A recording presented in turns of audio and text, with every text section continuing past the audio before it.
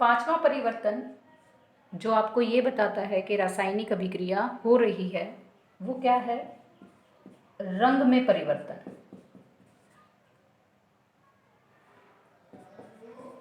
यानी कि रंग में बदलाव आना। जब आप अभिकारक से किसकी तरफ जाओ? उत्पाद की तरफ। हमने क्या लिया? Potassium dichromate. Potassium dichromate. Potassium dichromate नारंगी रंग का होता है। हमने पोटाशियम क्रोमेट को किसके अंदर घोल लिया? पानी के अंदर। यानी कि पोटाशियम डाइक्रोमेट का हमने यहाँ पर क्या लिया है? घोल। इस तरह से परख नली ली और परख नली में लिया हमने K2Cr2O7 का घोल। अब इस घोल में से आपने किसको गुजारना है? SO2 गैस को। SO2 मतलब सल्फर डाई ऑक्साइड गैस को हमने इसमें से पास किया, गुजारा। तो क्या होगा? जो ये नारंगी रंग का घोल है वो किस में बदल जाएगा? हरे रंग के घोल में।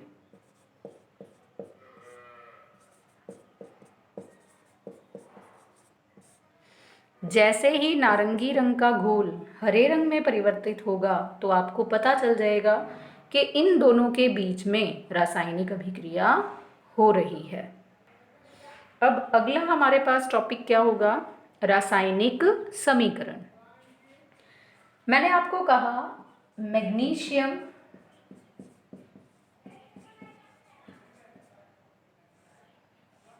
अभिक्रिया करता है ऑक्सीजन से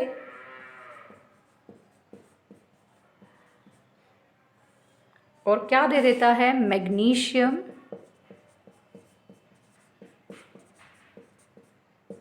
ऑक्साइड। तो मैंने जिस रूप में यहाँ पर इस समीकरण को दर्शाया, ये क्या है आपके पास? शब्द समीकरण। क्योंकि यहाँ पर मैंने किन का प्रयोग किया है? शब्दों का। तो वो क्या बन जाएगा? शब्द समीकरण। लेकिन जो शब्द समीकरण है वो बहुत लंबा हो जाता है और बहुत टाइम कंज्यूमिंग हो जाता है, बहुत ज़्यादा समय लगता है। तो अगर हम इस शब्द समीकरण को संक्षिप्त रूप में लिखते हैं, छोटे रूप में लिखते हैं, तो वो क्या बन जाता है? रासायनिक समीकरण। अब इस जो शब्द समीकरण है संक्षिप्त रूप में लिखने के लिए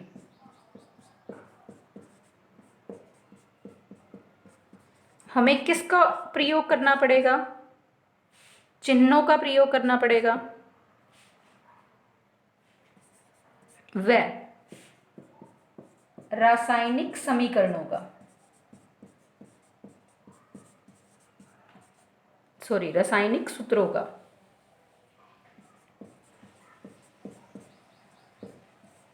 मैंने क्या कहा? शब्द समीकरण को संक्षिप्त रूप में चिन्हों व रासायनिक सूत्रों द्वारा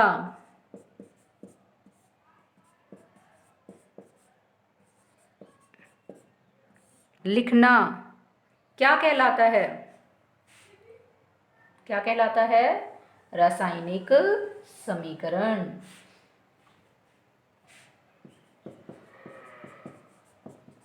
रासायनिक समीकरण कहलाता है। जैसे अभी मैंने यहाँ पर लिखा मैग्नीशियम प्लस ऑक्सीजन। मैग्नीशियम का आपके पास जो चिन्ह है, जो सिंबल है, वो क्या है? Mg मैग्नीशियम के लिए। ऑक्सीजन का आपके पास जो रासायनिक समीकरण आता है वो क्या है आपके पास? O2। एरो लगा दिया हमने।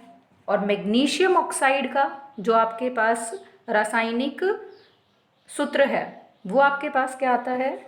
MgO। तो मैग्नीशियम प्लस O2। आपको क्या दे रहा है, MgO। ये हमने कैसे दर्शाया, जो शब्द समीकरण है उसको छोटे रूप में, और किसका उपयोग करके, चिन्हों का उपयोग करके और रासायनिक सूत्रों का। तो अब ये क्या कहलाएगा, रासायनिक समीकरण। रासायनिक समीकरण दो प्रकार के होते हैं।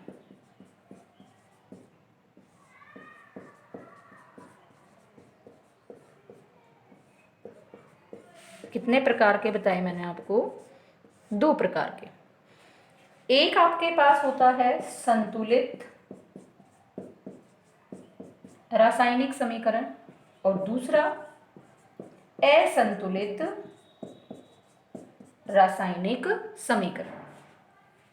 जो आपके पास पहला है संतुलित, संतुलित रासायनिक समीकरण वो समीकरण होगा जिसमें परमाणुओं की संख्या अभिकारक की तरफ और उत्पाद की तरफ, दोनों तरफ क्या होंगी, सेम।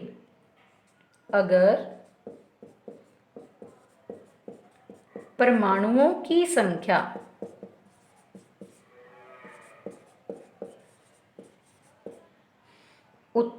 अभिकारक व उत्पाद दोनों में समान है, बराबर है,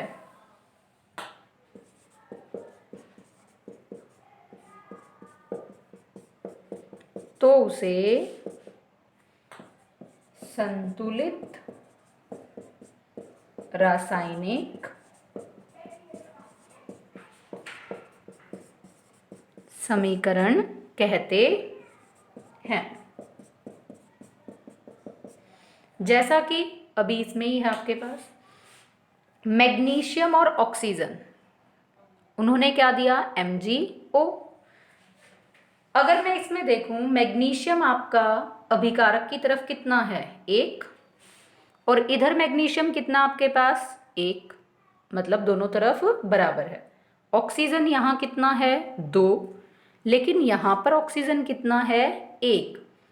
अब यहाँ पर क्या हुआ, अभिकारक और उत्पादों में परमाणुओं की संख्या बराबर नहीं है।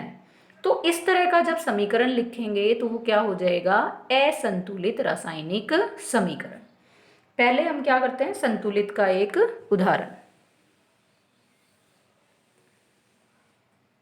आपको मैंने लिखा हाइड्रोजन गैस अभिक्रिया करती है क्लोरीन गैस के साथ, और आपको क्या दे देती है, हाइड्रोजन क्लोराइड गैस।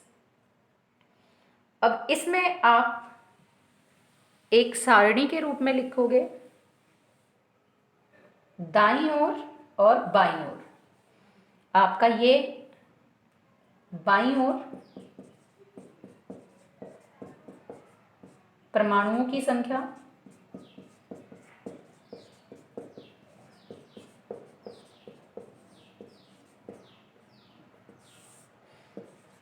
और दाईं ओर परमाणुओं की संख्या।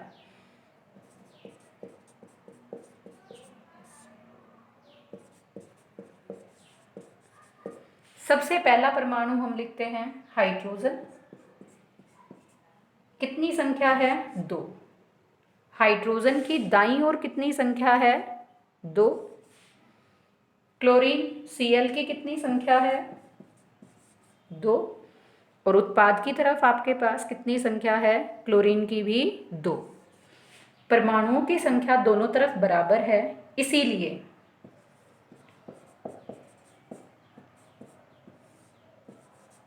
ये समीकरण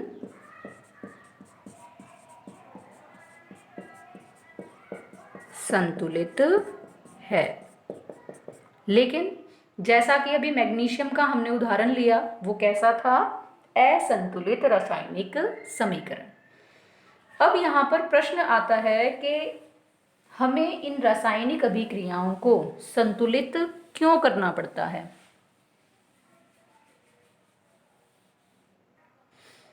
आपके पास अब प्रश्न आता है कि रासायनिक अभिक्रियाओं को संतुलित क्यों करना पड़ता है या क्यों की जाती हैं।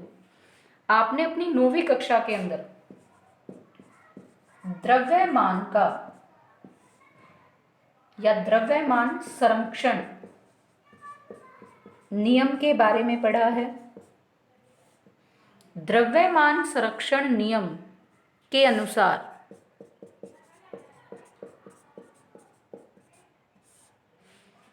अभिकारक का द्रव्यमान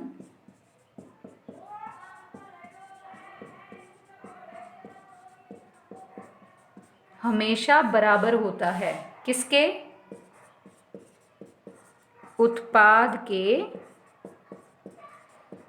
द्रव्यमान के।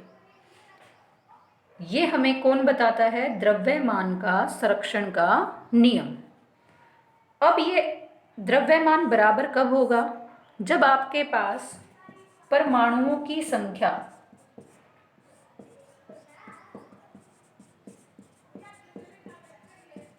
बराबर हो।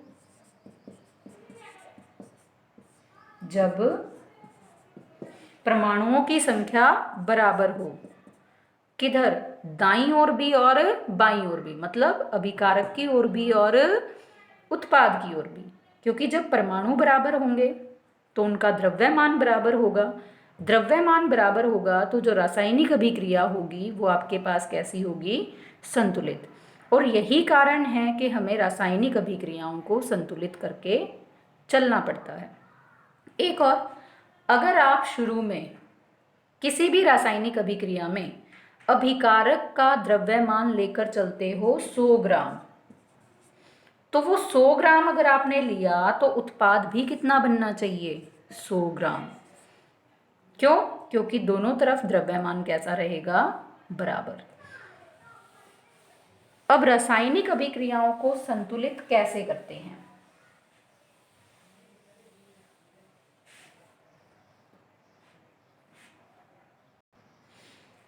अब आपके पास आता है कि रासायनिक अभिक्रियाओं को संतुलित कैसे करें। बड़ा आसान है। जैसे मैंने अभिक्रिया लिखी, मैग्नीशियम प्लस ऑक्सीजन आपको क्या दे रहा है? मैग्नीशियम का ऑक्साइड।